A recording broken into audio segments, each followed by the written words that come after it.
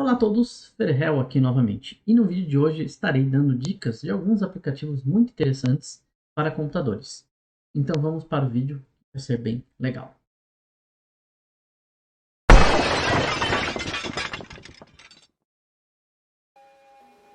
O primeiro aplicativo que irei apresentar para vocês será o Beekeeper Studio. O que é o Beekeeper Studio? É um programa que serve para você editar SQLs, que é a linguagem padrão dos bancos de dados. Bom, mas para quem não conhece, eu vou estar explicando para vocês o que é um banco de dados. Banco de dados nada mais é do que uma coleção organizada de informações.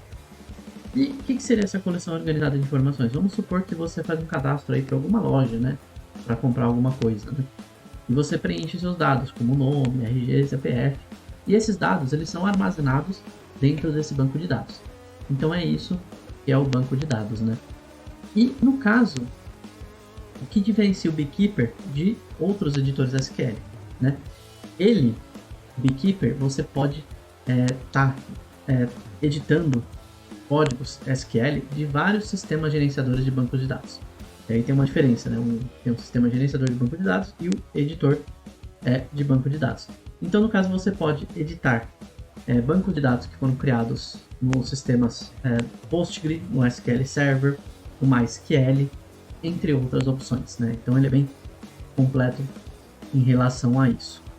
Tem também um método muito simples de identificação e manipulação dos dados, facilitando buscas de registros, sem precisar, em muitos casos, não digitar nenhum código SQL, né? Você tem a tabela lá, você pode fazer a pesquisa sem estar digitando nenhum código de repente. Tem esse método para você pesquisar de uma forma mais simples, né? De repente um dado ou um conjunto de dados.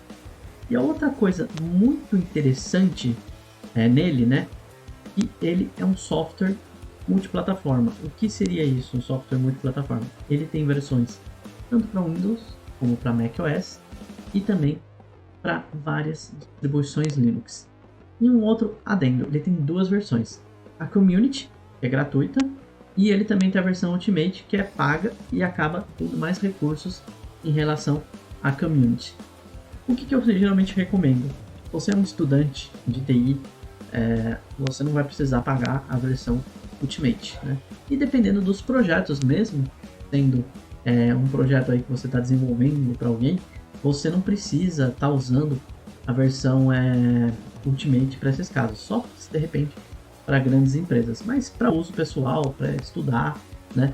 Ou para alguns pequenos projetos, a versão Community é mais do que o suficiente. O segundo aplicativo que irei apresentar para vocês é o AnyDesk. O que é o AnyDesk? Ele é um software que serve para você conectar-se a um computador remotamente, sem estar perto do local e desde que, obviamente, esse equipamento esteja ligado e com acesso à internet. E como que ele funciona isso? Você teria que ter o AnyDesk instalado nos seus dois dispositivos, né?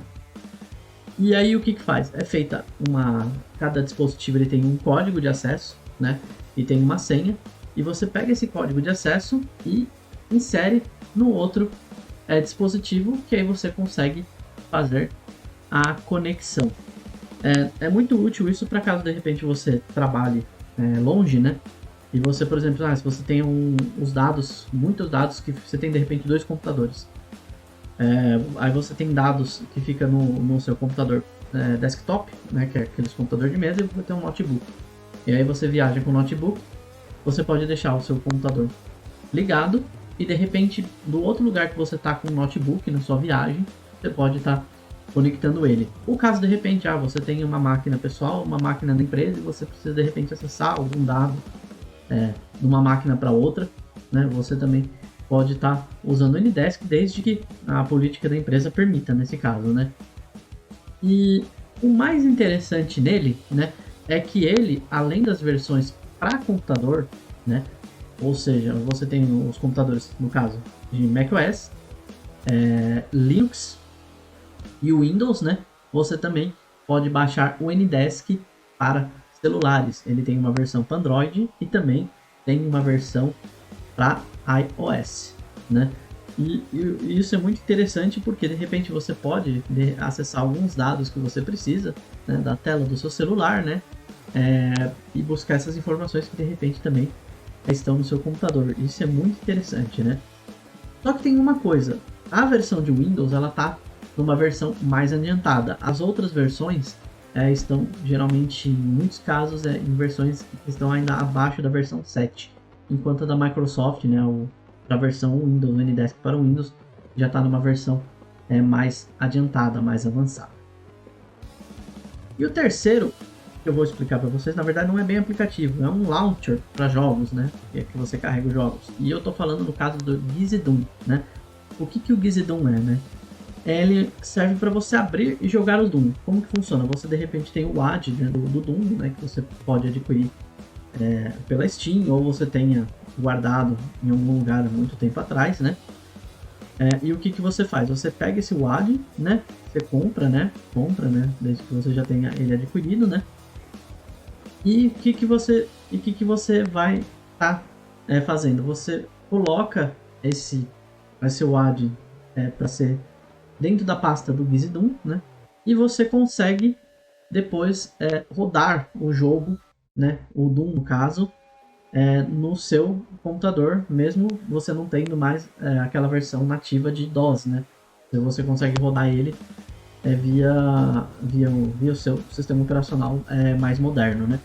E o mais interessante é que ele tem um motor meio diferenciado e muitas coisas que não tinham na época quando o Doom foi lançado, né? Como o personagem pular, né?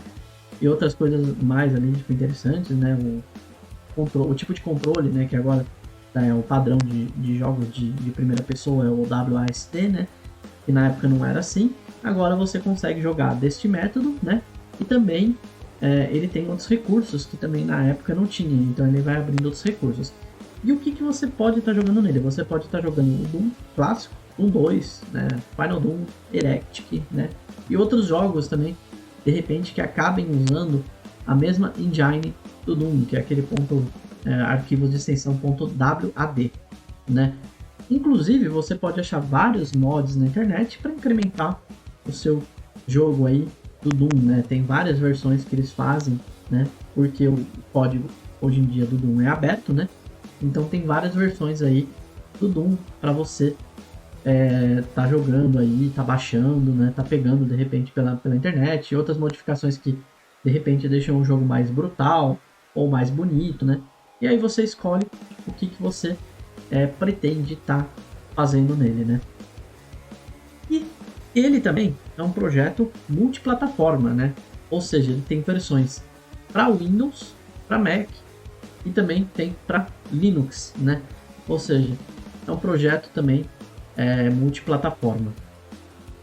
E assim, eu sempre gosto de trazer projetos assim que são multiplataformas, né?